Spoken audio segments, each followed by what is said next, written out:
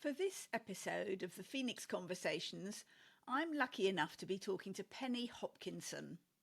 Penny is the queen of organisational manuals. In particular, she helps franchisors and others operating multi-site networks to create and upgrade their operations manuals. Really, really important stuff. She's the author of a book called Manual Magic, Create the Operations Manual Your Franchisees Need to Succeed. And like me, in her 70s, she's founded a tech startup, Manual Magic AI, which is an amazing app that will make business operations manuals as cool for the TikTok generation as it is consistent and clear for an entire organisation. You might think that with that degree of focus, Penny has done nothing but create manuals her entire life. But it's taken a surprising amount of reinvention to get where she is now. So, hello, Penny Hopkinson, and welcome to the Phoenix Conversations. It's lovely to have you here. And you are the queen of operations manuals at this stage, but you haven't always been that, have you? So tell me where your career started. Well, my career started as an editorial assistant on a group of trade and technical publications. And I was the unlikely candidate because Dr. Roy Owen, who ran hospital equipment and materials and health service hygiene and equipment, interviewed me and said, looking at this long list of jobs, you're rather unstable. And I said, well, no, I'm not. It just shows a huge desire to get to where I want to be. I want to be a journalist. That's an interesting start. So then what happened? We were in a rather unfortunate situation. I was joining a union house then, which was Northwood Publications, and I had no experience. I was not a member of the NUJ, National Union of Journalists, and therefore didn't really qualify to be employed. And Roy very deftly got round it, and so I joined as an editorial assistant. And my first tasks were going through endless press releases and making them presentable for the readership. And within 3 months, I was made assistant editor, and then went on to do feature writing, which I absolutely loved. Oh, that's amazing. And that was your ambition to Oh, become a journalist, a features writer. absolutely, but I was fixated on trade and tech because my father was an engineer. He used to take me into his factory as a little girl and say, this is what it does, this is how it does it. Now you have a go.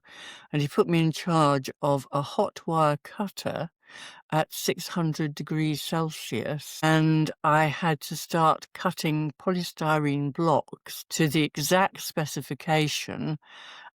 But he had no concept of health and safety in those days, back in the 1960s. So, so you started as a polystyrene block maker as a child. So, what happened then, Penny, when you actually started work? Were you headed for journalism? I was fixated on it.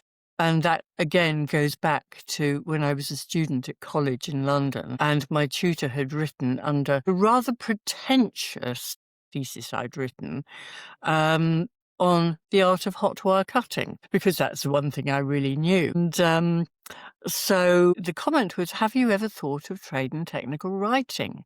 And that was just like a light bulb moment at the age of 17. And so I was completely fixated. But my parents wanted me to do the usual shorthand and typing. You'd never be out of a job. Perhaps you could become personal assistant to somebody, in Somebody your career. important and male. Absolutely. And then, of course, find and marry a rich farmer. And that was my mother's ideal. I don't think it was my father's, but certainly it was my mother's. And she was very, very sorely disappointed. So, how difficult was it for you to extract yourself from your family's sort of wishes for you, whether it's as a PA or a farmer's wife? How difficult was it for you to extract yourself from that from that road that you were set on? I think it was quite difficult because um, I was one of very, very few females in a hugely male-dominated environment. That was 1969, and nobody really expected women to write about marine engines, building equipment. I went on to do printing, the print journals, then occupational safety and health, electrical contracting and retailing. You know, they're all really subjects that only men got degrees and worked in. So I would end up at a press conference, and beforehand, some bright sales manager would come bounding up to me and say, "Now tell me, what do you know about this latest marine engine? Tell me all about it." And I had to have some mechanism to get over this. So I would always find the technical director, ask him what the key points of whatever it was, let's say it was a marine engine, were, digest, and when the sales manager approached, I'd let him have it. Very, very smart. So, And sorry, g- they'd always pick on me in the conference. They'd say, "Now, could we have a question from you, Penny?"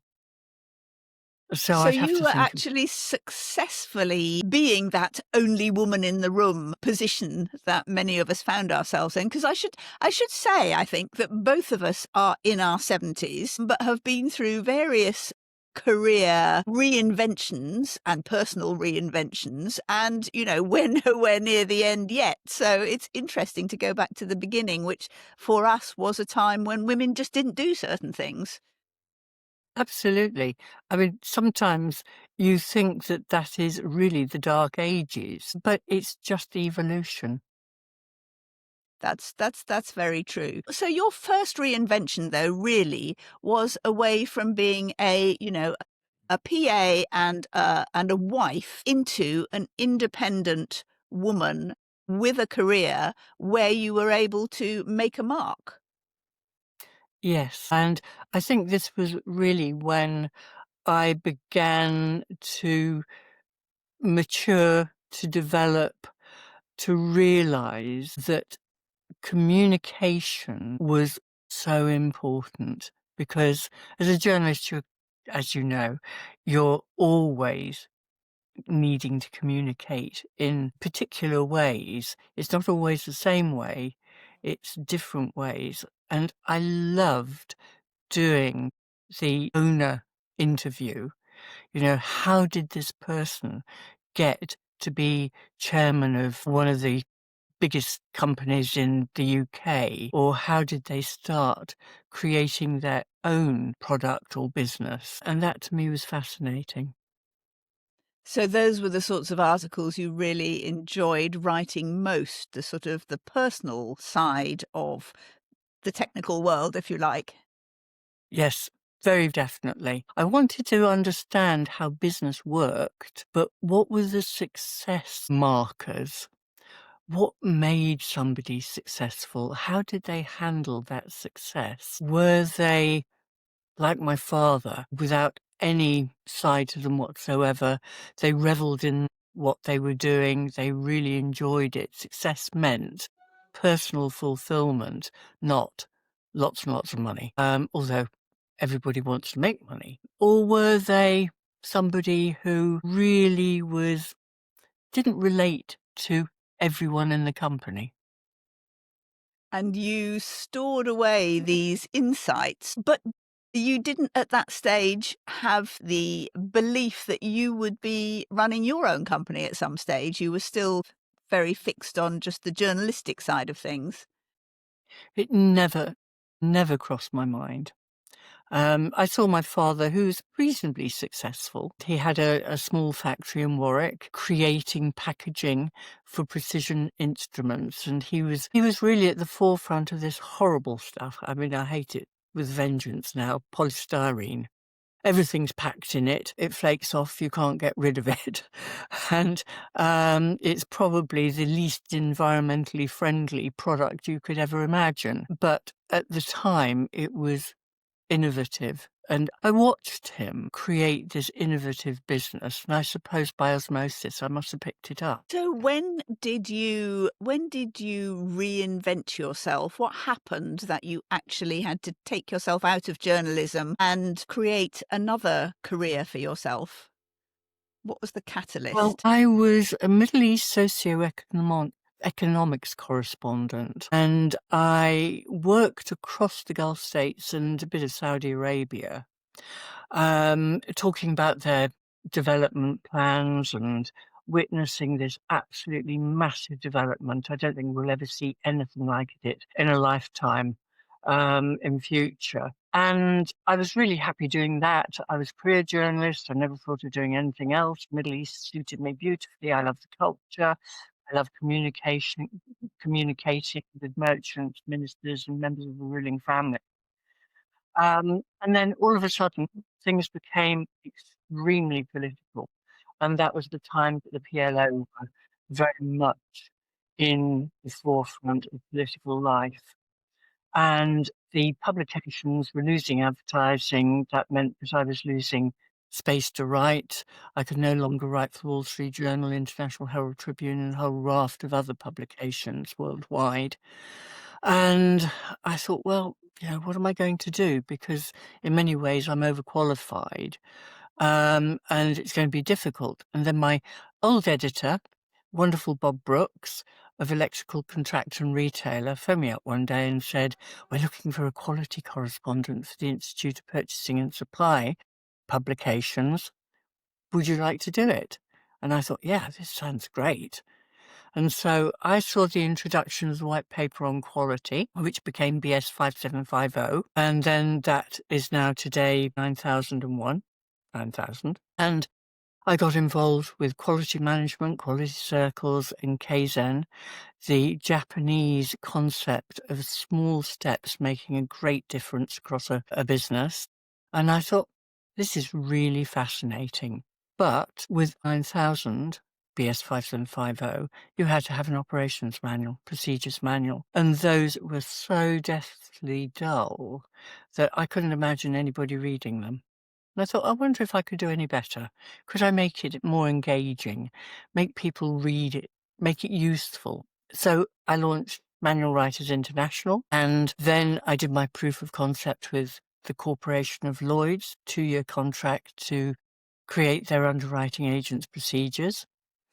And my first contract after that was with Champneys, and that was bought by Guinness Enterprises, and they wanted somebody to write their ops manuals. And it was going to be a franchise, a global franchise. And I learnt about this amazing business model from Stoy Hayward, which is now BDO Stoy Hayward, franchise consultants and a retail specialist. And I thought, this is a marriage made in heaven, quality management and the franchise model. And I then did Prontoprint, became a member of the British Franchise Association, worked on their guides for franchisees and franchisors, got involved with all sorts of other activities with them, and my business just grew and grew because franchising was such a wonderful model to work with.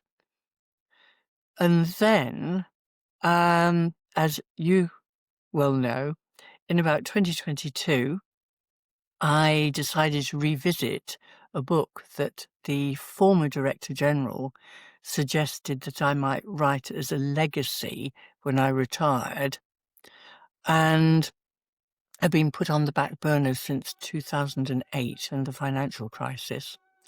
And I'm mapped out with Rethink Press the appropriate structure because I felt that I wasn't a book writer, I was a journalist, so the two, there were nuances that obviously I needed to know about.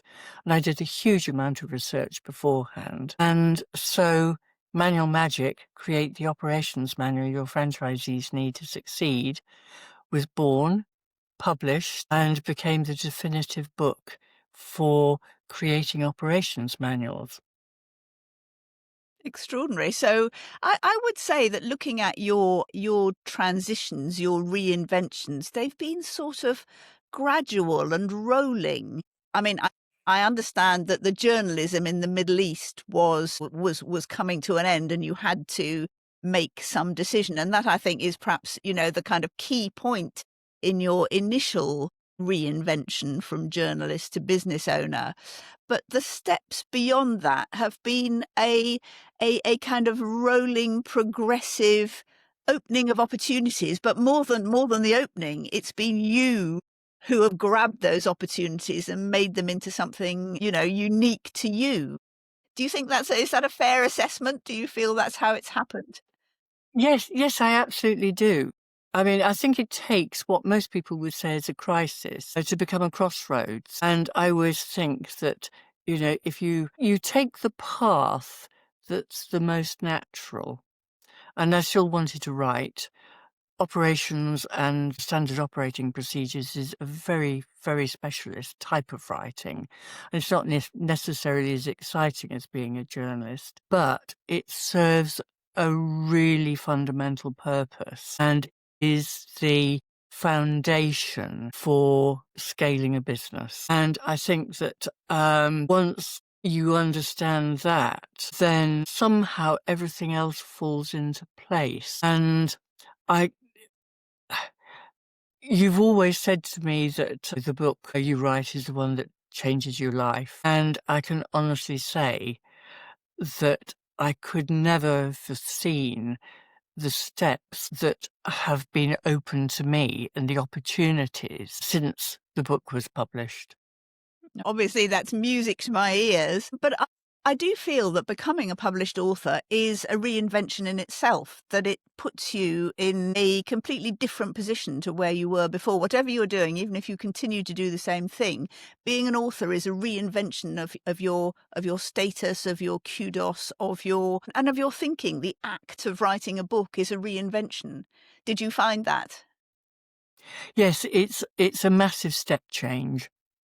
And I think that because I've written so many operations manuals, writing my own book was actually easy because I know that there are three key stages. Structure is everything, then content is everything, editing is everything, and then it gets published. Um, and after that, you do position yourself as the true expert in your field. And And there are very, very few people who write operations manuals. yes, are you almost completely unique? Yes, and I think the key point of the whole reinvention is that I had reinvented the dull text heavy operations manual. I wanted to get away from that because it no longer fits with the thinking of young people today. And by 2030, 30% of the global workforce will be under 30. So that means that even more will be under 40. They're the YouTube, TikTok, Instagram generations, and you have to meet them where they learn. They learn from their peers. They learn from YouTube. And even I do now. If I want to change the bulb in my oven and want to make sure that the steps I'm taking are correct, what do? I search YouTube. And I think so many people do. And video is the single source of truth. If I look back to my Costa Coffee days when I did their, I think it was Suite of 5 manuals in the early 2020, no, I always get this wrong, 2006 to 2009, they had over 2,000 outlets. Today they have 4,000. And you cannot get the same quality of training throughout all those 4,000. It's just, statistically, it's just not possible because sometimes the manager is not able to do the training, so says to the assistant manager or somebody else, you take over the training for today. And the training is not the same as the person who was trained. And video, particularly little bite size, what we call snacks, where you go step by step at your own pace with minimal captioning in any language, is the way to go. It doesn't mean to say you can't write your SOPs, because there's still, we could get up to 5 generations under one workplace. And they all have different learning styles and abilities. And this is what makes it all so exciting. I love that your reinvention is not just about you, but it's about the standard operating procedures, the operations manual. And I also love it that you, as somebody in their 70s, is actually the person who has said, no, we have to look at what young people are doing. We have to go, as far back in the generations as we can in order to make this work for everybody. There's a habit people have of writing off the older person, the people of our age. And there's always these kind of caricatures of old grannies who can't manage to write an email and aren't able to use a mobile phone. And here we both are. And I want to get onto this. So now you've reinvented yourself again as, well, I call us tech bros, 70-year-old tech bros. But really, we shouldn't be being sucked into the male terminology. But you have now started an amazing app, Manual Magic AI. So how did that come about? Well, there's always been a problem creating operations manuals because they take so long. The average manual for a pretty decent size franchise, for example, might take 9 months, might take a year, might take 18 months. Back in 2006, who would have thought that 5 manuals for Costa Coffee would have taken the best part of 3 to 4 years? People don't have that time anymore. They want things instantly. And so if somebody said to me in January, well, how long is it going to take to create our manual? And I said a year, they say, well, sorry, no, that's not going to be possible. So I started thinking, and I've been using GPT, which so many of us have done, but right from the start. And with my little techie mind, I was doing lots of experimenting, and I built a prototype, and I thought, well, let's see whether we can actually do something which is a lot faster, better, more satisfying for not only the creator, but for the user. And I built my own little prototype.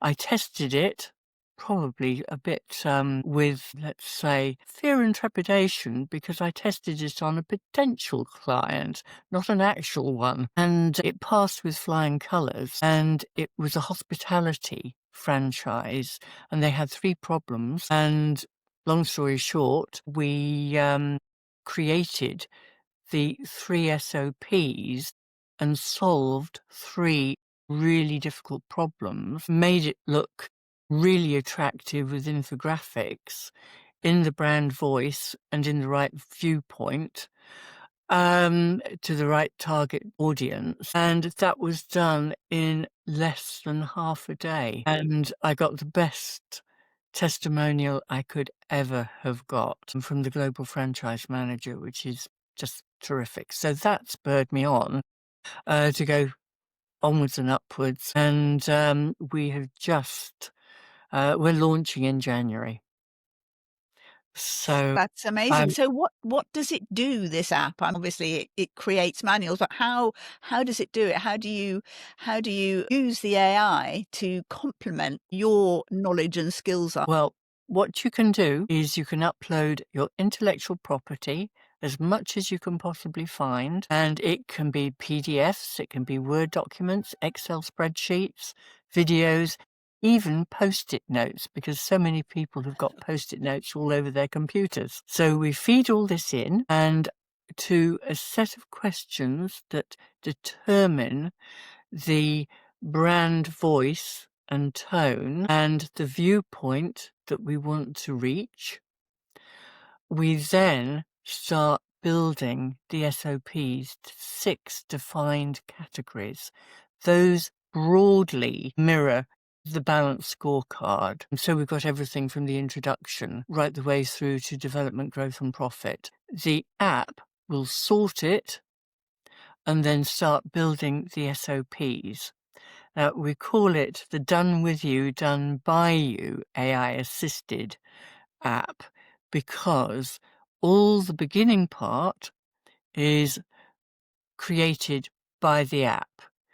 Then I'm afraid that AI at the moment doesn't do this. They don't have your brand nuances, all the things that the culture and those little things that make your brand unique that maybe AI can't pick out because they have no comparison, because it's all only trained on your data, and also my knowledge. So if you're going to create a bespoke operations manual or a suite of SOPs, you need to put those finishing touches. So if you're a global franchise, for example, or a global business, you will have a project team. The project team is made up of subject matter experts, content experts. They are each involved with their own content. They are the ones who need to perfect the SOPs and put the finishing touches, and it will be a light touch. And once everything is approved by the project coordinator or the editor, then it's ready to build FAQs, storyboards, checklists, and then have all the design work. What I love about it is that it's not just handing stuff over to AI and saying, let it get on with it. It really requires all the human knowledge and expertise and inspiration too. And also we're building a knowledge sharing ecosystem. Again, getting away from the operations manual label, we're calling it either the knowledge sharing environment or the ecosystem. So I look at Manual Magic AI as the hub, and the spokes going off it create more value. We're partnering with, first of all, Manual 2, which enables you to take the storyboard, involve your teams to create their little snack videos, upload them to the Manual 2 platform on subscription, and then they are captioned. They can be created in any language because AI will translate. So the end result is a QR code to be put at the point of need. Example, you're a barista. You've just learnt how to strip down the coffee machine at the end of the day, and you can't quite remember all the steps because if you put everything back together again, it might not actually work in the right way. So you take your phone, capture the QR code, it goes directly to that stack size video, and at your own pace, you can first of all choose the language, then you can go step by step, you can listen to it, you can watch it, you can read it. And How that gives fantastic. a single source of truth worldwide. So it seems to me that there are an awful lot of people at the moment who are worried about the future, worried about whether AI is going to take their jobs, for example, what jobs are going to look like in the future. That wasn't the same for us when we were younger, but we've been through times when jobs were going to have to end, work, what we were doing. What would you advise people who are looking and fearing future change? What would your advice be to them? I would say I started off as a shorthand typist. I started on a manual typewriter, which most people have never seen. And then we went on to the electric typewriter. Then we went on to word processing, and people in the typing pool said, "We're not going to have a job. We've got word processing." But people didn't lose their jobs. They just retrained. And it's all about having an open mindset, understanding that AI, if you use AI, you will not be out of a job. Learn to use it, learn to like it, learn to understand its capabilities, and then you won't be afraid of it. Nothing tech really worries me, so I'm very, very fortunate. I like delving into a computer and trying to understand its workings, but not everybody's like that. It's this fear of the unknown. In many ways, it's the doom mongers who say, we're going to lose all these jobs.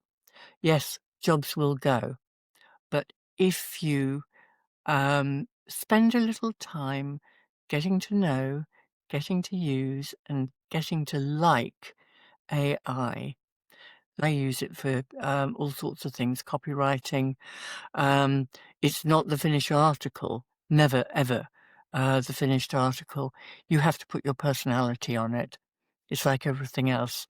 If you rely on machines, it'll sound like a machine.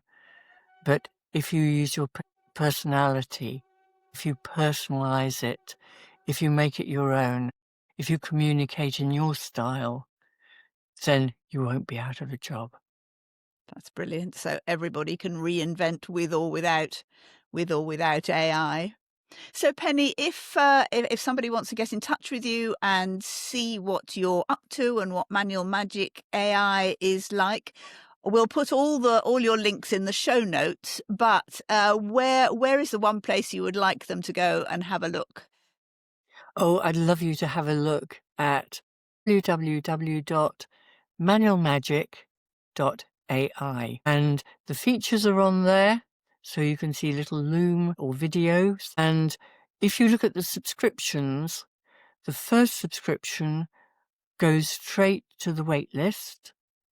So you could sign up there, and it would be wonderful to have you as a founder member with founder member perks. And in January, we will be going live. I think somewhere towards the middle to end of January 2026.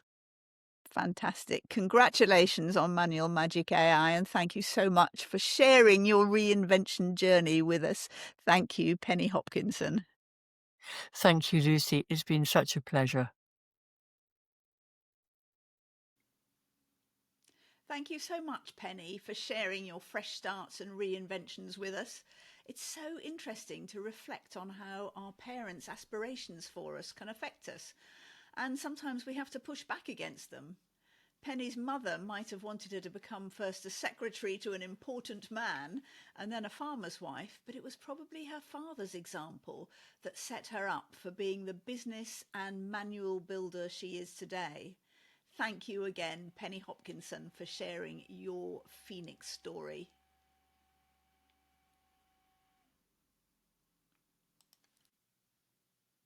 Please like this episode and subscribe to the podcast wherever you access it, on Spotify, Apple or YouTube, or maybe all three.